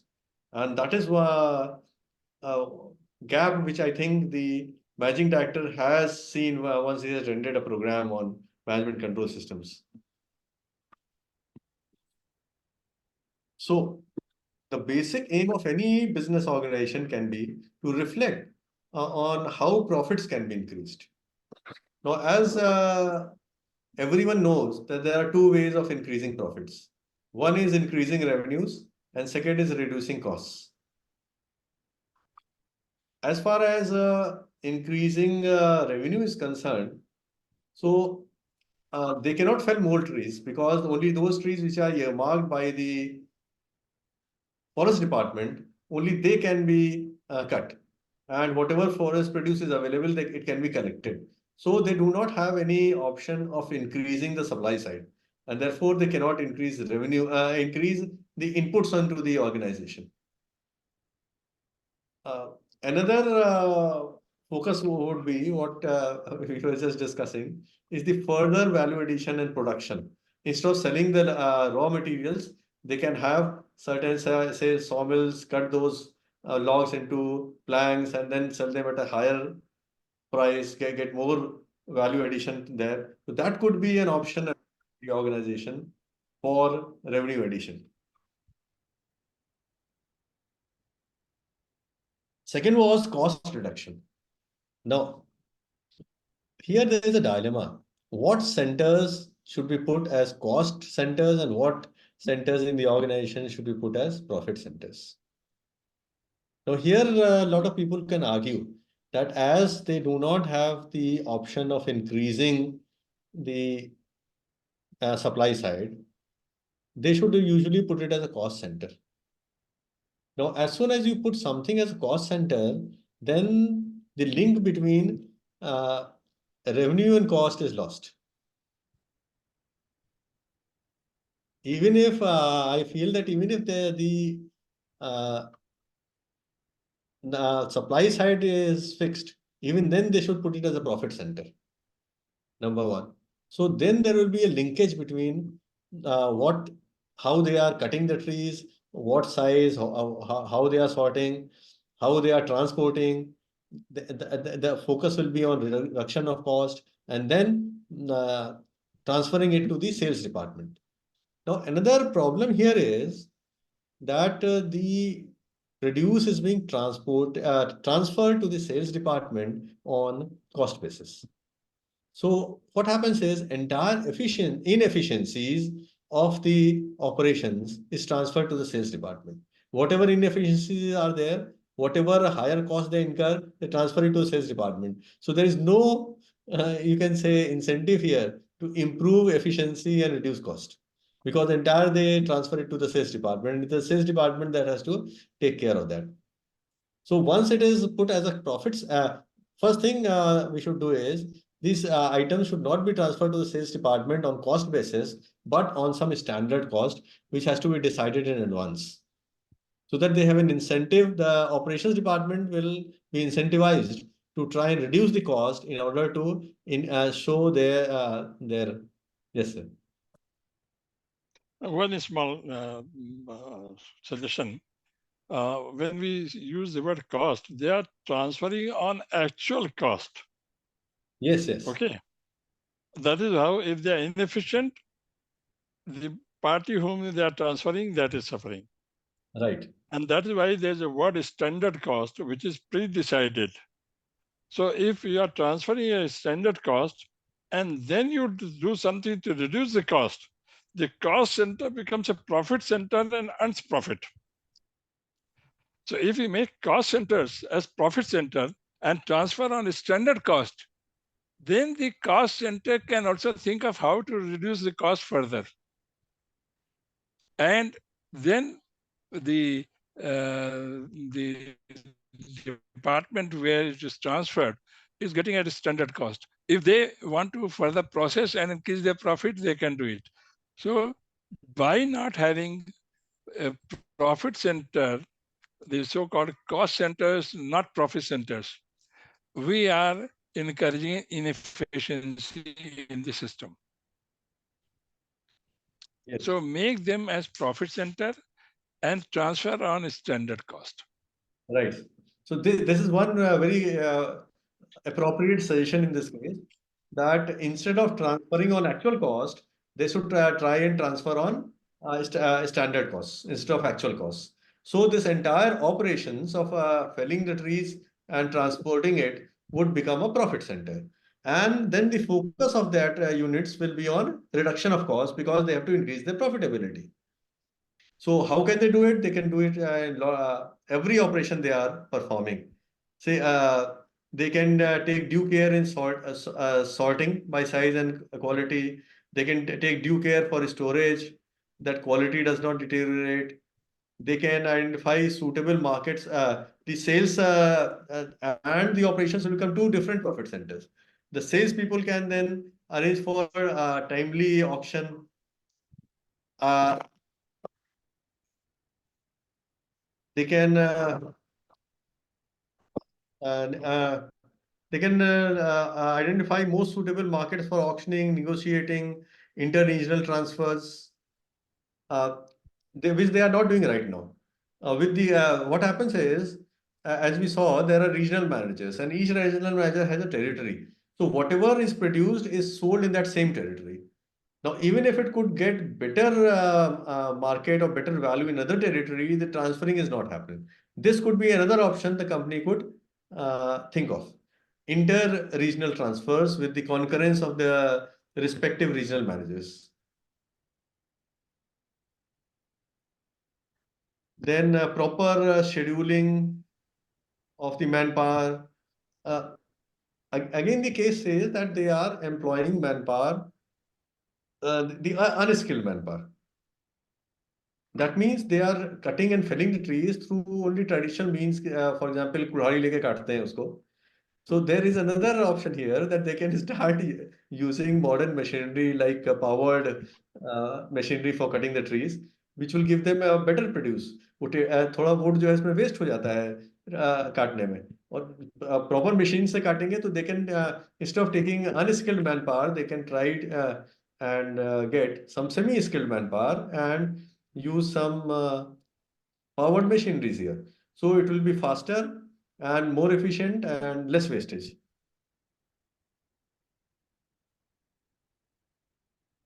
And obviously, they can explore about value additions before the sell.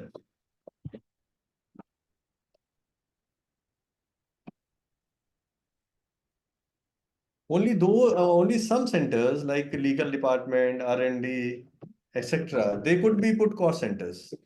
But yeah, in a real scenario, it is always better to have profit centers rather than the cost centers. So anyone wants to add something to this about centers This, than cost centers? yeah, taking forward what Professor KK suggested, that yes, standard costing should be adopted. So in that respect, separate benchmarks for different divisions can be instituted, because once we have clarity about the objectives, we can have standard costing systems instituted in the corporation, and then a kind of a variance analysis could be performed to identify where are we digressing, and what are from where the inefficiencies are coming up, and accordingly actions could be taken and responsibilities could be fixed. So accountability cannot be held unless we have those variations identified, because sometimes variations may have due to external factors, sometimes, and most of the time in this case it was largely because of the internal inefficiencies. So that can also sort of be incorporated in the management control system. And then something which also could be incorporated is the kind of a reward system or some kind of an incentive to ensure that the profit centers, they have something to look up to. So this was, in my opinion, some added points towards the cost centers that you were discussing. But the rest of it you have already explained very diligently and very clearly. Comparatively, it was a small case, but a powerful one, which demonstrates the significance of having management control system and what is it that is required to institute a management control system in an organization.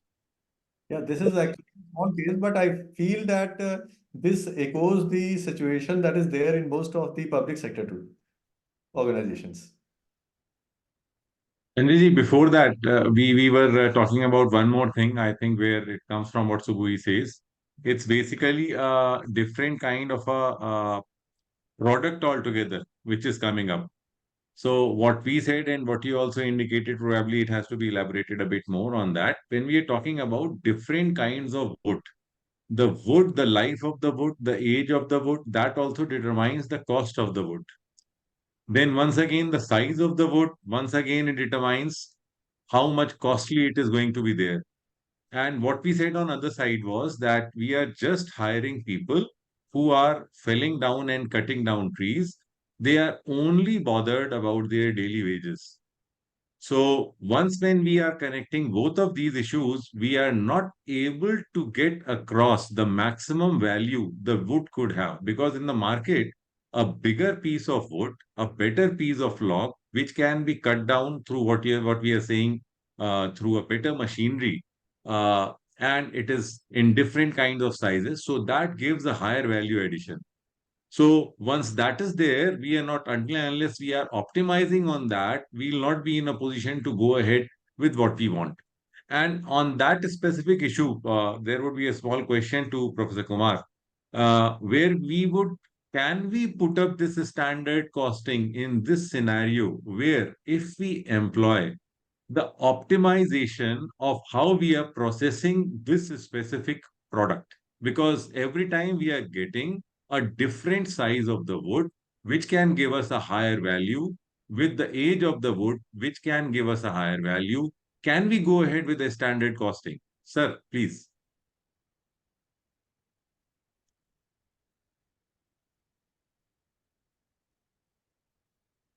Sir, you have to unmute. You have to unmute, sir. I said, not being from the forest department, I don't know nitty-gritty, but I can give one example. If the age of the plant is a factor, you cannot cut a tree which is not marked by forest department, which they do by age.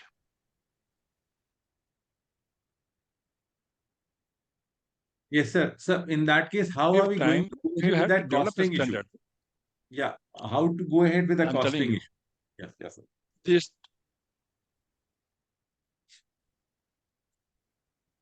I tell you, a standard cost is not a standard given by Almighty. You have done in the past at this cost, okay? At some, and that becomes a standard.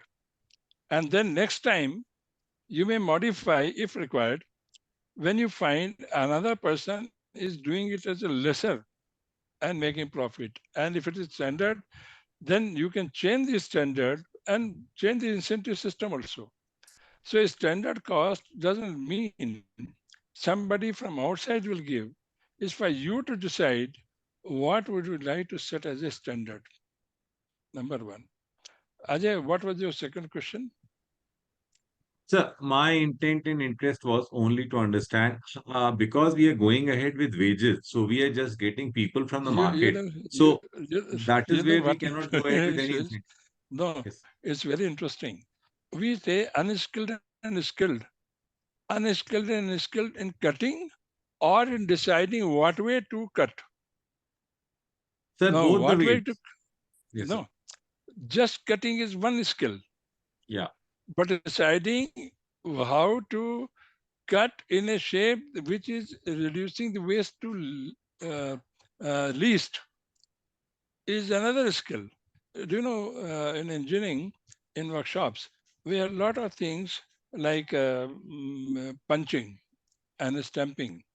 So you can cut a piece of, suppose I'm making a window. and I want to buy ply. It's the carpenter who knows which size of ply or laminate do I take so that the cost to the person is least. Now, these people get a skill over a period of time. So this is not sacrosanct. Standards keep on changing, but not arbitrarily. Standards which cannot be achieved are not to be used. Suppose this year I have been able to cut locks of this size.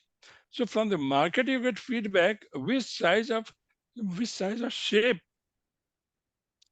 of not just logs, which shape of the log cut into different pieces is more valuable in the market. This cannot be done overnight. This cannot be done arbitrarily. It's experience which shows you how to set standards for anything. It's over a period of time you get to know. But one more interesting thing which comes out from this, I wish we had a UPSTDC case, which is impinging on all the other cases. UP State Tourism Development Corporation. In this case, Sanjay has brought out the objectives, felling the earmarked trees by the forest department. Okay, where is it mentioned that don't plant the trees? If you plant the trees, and suppose you are felling some trees after 10 years, okay? So after 10 years, instead of X number of trees, it will be X plus trees that you planted 10 years ago. Now forest department has to allow felling of that tree also. You can increase the number of trees to be felled by planting trees, which you never considered your job.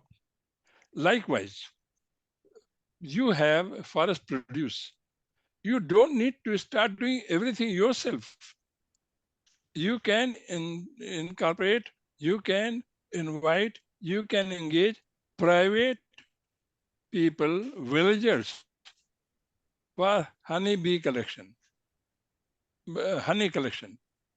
right? You don't start to have regular employment for that. You can have office, or for honey, you can have some byproducts which you can do in your factory or workshop. So on value addition and identify new sources,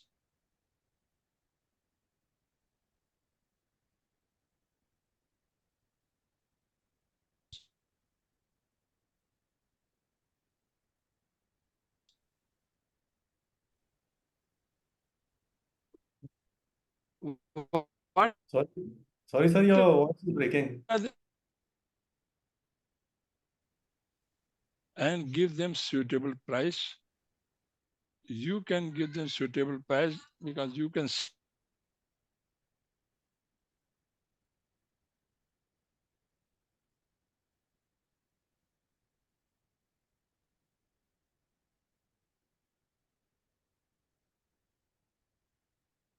Am I audible? Yes. Yeah, Yes. now you are, sir. No, you're audible. बीच में connection cut जाता है बेटे. What to do, I don't know. So, Ajay, one Yes, sir. thing which I learned from all these cases is many times we feel whatever is told to us, that is all to be done. Taking liberty of trying something new, we often don't do it because we say this is not our objective. For example, when we started FDP in IIM Calicut, nobody had asked, but nobody stopped either. Nobody stopped either. Government or board did not say no. So we are not stretching ourselves beyond given. And this is where, Ajay, at some later point, I'll come to you. My problem with our management and technical education is we have half education. We are not trying to create new products. And whatever is already existing, we are just multiplying that and passing on. Do you think there were delivery boys of Zomato and Swiggy? No. But once it is available in Lucknow, I can use it and say faculty guest room, which was not possible because all the food had to be prepared by my wife, and therefore I could not offer. No taxi available in my neighborhood earlier. Now it is available, so I can say taxi round the clock. So we are not keeping touch with emerging not only requirement but emerging opportunities to weave new business, isn't it? So now I think because I'm not in Lucknow, otherwise faculty guest room itself is a good business. Because with that I can take people to Naimisharanya, I can take people to Ayodhya.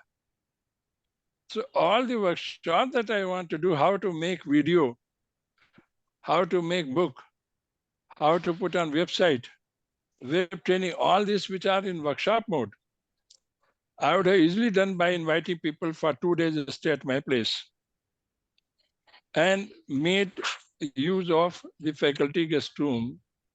People had to just pay journey expenses. Rest all is free. So today we may find it difficult to edit video. Is it difficult? No. Because we have not learned, so it is difficult. So many things will keep on happening. One activity that you take up, now believe me, how many people in our group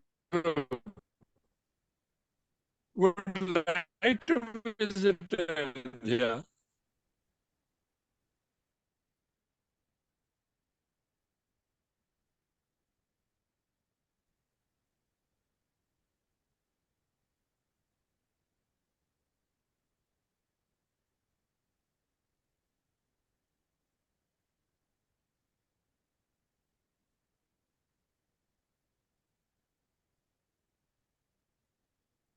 I think so. You need to log in again.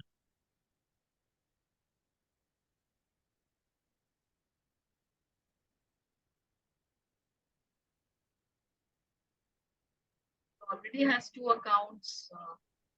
No. One of the accounts is from Lucknow, where you are seeing that the whole of the structure comes up. The other is the one in which he has logged in.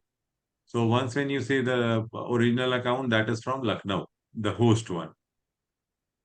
The Krishna Kumar regular account is the one where he's logged in. Now he's there. You know what is happening? There is a tripping of electric circuit. Yeah, that must be leading to it. And this tripping is making my broadband unstable. So if the connection itself is coming and going, what can broadband do? So I found a solution to this problem. All my routers are running through a UPS system. Through a UPS. How do I carry UPS from Lucknow to Bangalore? You know, Sanjay, I wish all these things I was doing when I was not retired. But today, in a year, 3 to 4 months, I am in Lucknow. At different point of time, I don't know when.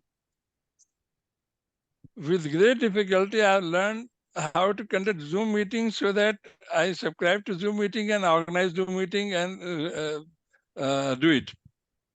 I could write case, so I could discuss the cases.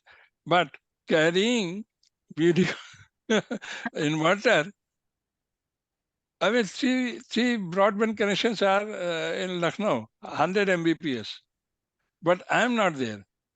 I'm in Bangalore, where the apartments are having a connection link. and you have what you call ACT connection, which comes and goes, or even if the connection is all right, light flickers. So this I'm not, so I tried to have dongles. Maybe this will not flicker. But as the connection restores, it suppresses this dongle and replaces, and then again flicker. So these are the things that we gradually learn to cope with. But I'm happy at least we are doing something. And to me, it looks once video recording is shared and editing starts, then a lot more people will be able to join and at different point of time because they will see value addition by joining or by seeing the videos. And it has been great learning. I hope someday I should be able to discuss UP State Tourism Development Corporation case, which has great value for us to let us know, to let us appreciate. You know, Sanjay, how much we lose because we don't create new product. The whole issue of strategic loss is enormous. I mean, if Sanjay, you told us today what kind of infrastructure we should have. At least we should not use mobile. We should use computer for attending these classes. If I use computer, my connectivity is better. If I use mobile itself has bandwidth problem. So gradually we'll learn how to cope with these challenges, but let's see how we go further. So on 9th, what is the session? Anybody remembers? What is the session on 9th? Managing change, sir. And who is going to have that? That I have, it's my responsibility to. Yes, yes. And we are Along going to have very. Along with Yeah. Professor Shiv Tripathi. Yes. Yes, sir. Yes. You know, Let me conclude one, today's yes, yes. Sanjay, this issue of managing change will bring one issue because of Shiv Tripathi, which Shiv Tripathi, Jayanti, and Dr. Anupama Malgi, that what is power of India? We have not appreciated that. People are talking of doing many things, but you say people will not, how I got the book translated, the cases translated. I had no money, no resource, no skill, and still the book get translated. That means there is a good lot of people in the country in different languages. I need only 2 or 3 persons friendship to get it translated in other language. With other language means these cases be understood by people, whichever language make education more inclusive. It meant don't make English as compulsory for the purpose. And this is what some steps we have taken. I'm trying to put on website the Gujarati versions. 20 cases I have already done, but she converted all the individual pieces, merged into a book. Now I have to demerge all of them to put on individual case basis. So we can conclude today's discussion now. Yeah. So Sanjay?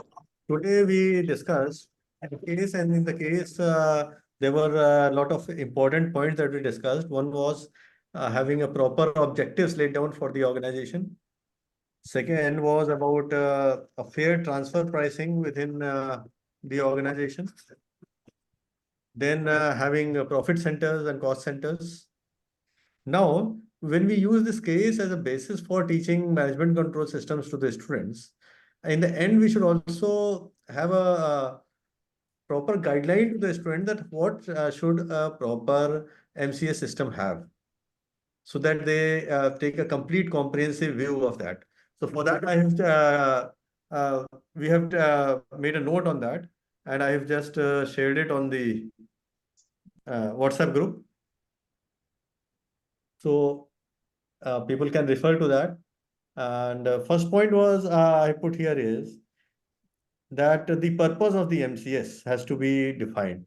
We in any organization, we have to start with defining the purpose of the MCS and the functions and departments that will be covered under this.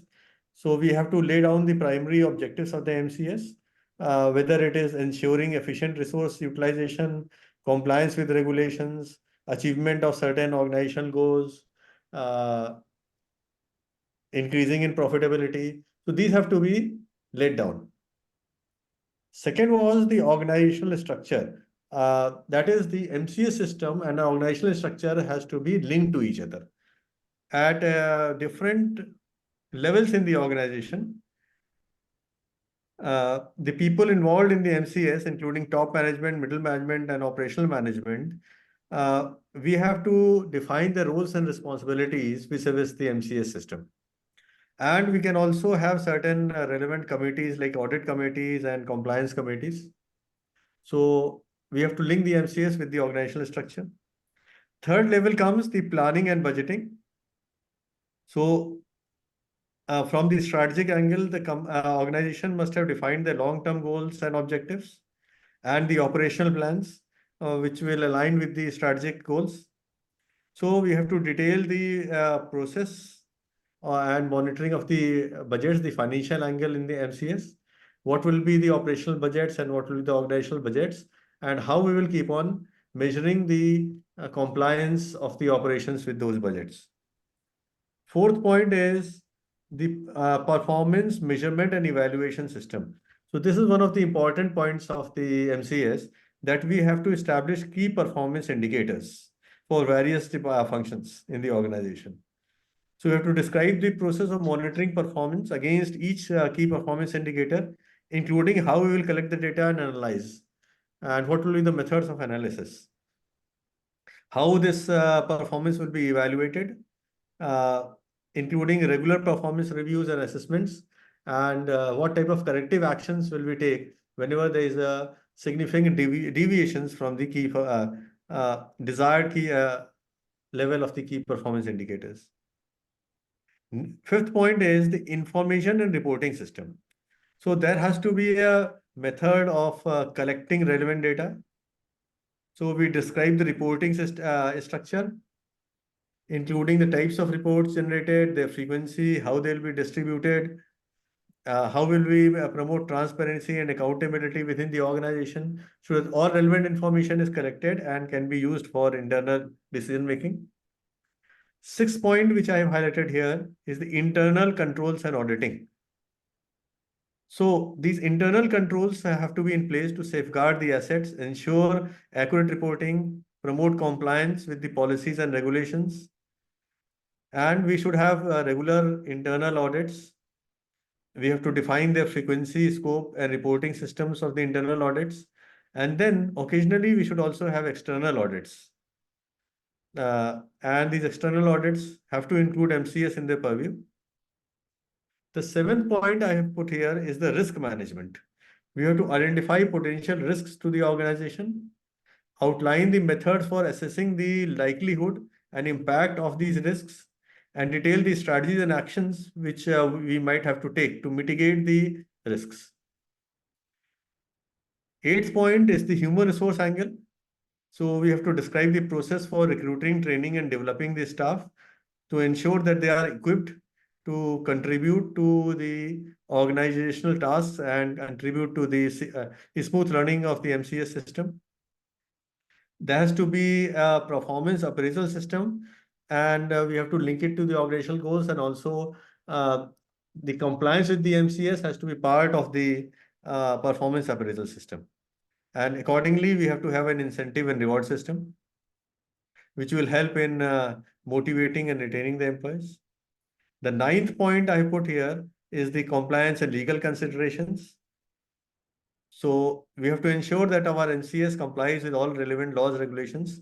Like here, we have to comply with the Minimum Wages Act in when we are making payment to the contractual labor. So we should also, under this, try to establish a code of conduct and ethical behavior. so that employees can refer to it and know what is the desired type of behavior in the organization. And there has to be a system for addressing the grievance and ensuring fair treatment of the employees. And 10th point, there has to be a system that will promote continuous improvement in the organization. So we have to establish a system for collecting and analyzing all feedbacks from the stakeholders. And then there have to be regular reviews in improving the MCS so that it keeps on adapting with the changing circumstances and enhances the effectiveness of the MCS as time goes by. So these are the 10 points that I have highlighted that can be discussed with the students at the end of the class. So with that, I sum up today's discussion. If anyone wants to add further, you are welcome.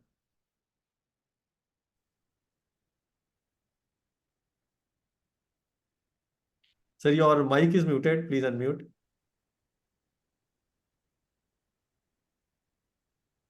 Okay.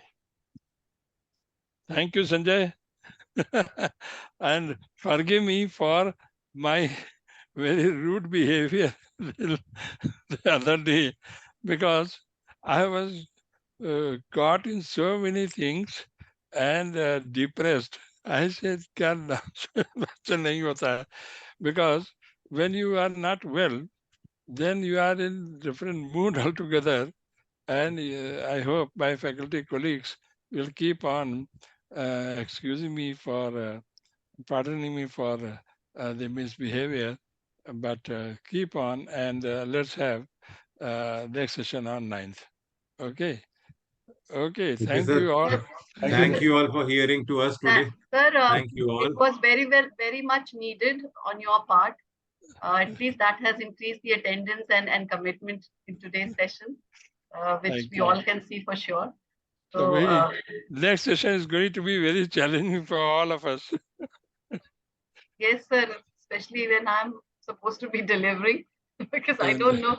Sir, I couldn't find the case analysis for the case punctuality. It's a very small case, so I don't know what to discuss. I was thinking of calling you up and then seeking your it guidance is on there. that. It is there. If you download the case analysis and instructor's guide, then you'll find the teaching note there. Okay, it's there in the teaching. Maybe I couldn't. Yes. Mhm. So Scooters India Limited will be handled by Professor Shiv Tripathi, I believe. That's how it has been allocated. But where is Shiv? So do you want me to also prepare Scooters India Limited case as well? Maybe some of us can I go think for some. decide that in the course of the week, so you need to connect with Shiv. No, he's running from one place to another place, because I have been to Rajkot and have seen what kind of condition he is in as vice chancellor. So Sabuhi, after seeing the teaching note of punctuality, you may have a glance at Scooters India. And Okay. Ajay, you may also have a look at Scooters India. It's a wonderful case.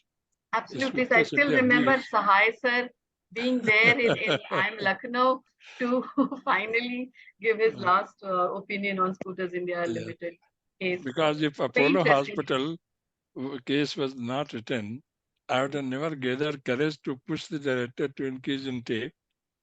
And if I had not written the case Scooters India, I would have never been able to introduce any change in IIM Calicut. So this tremendous contribution of Dr. Sahai and Scooters India case looks complex, but very simple fundamentals, and hope it will make a lot of sense to the people. Thank you. Thank you all.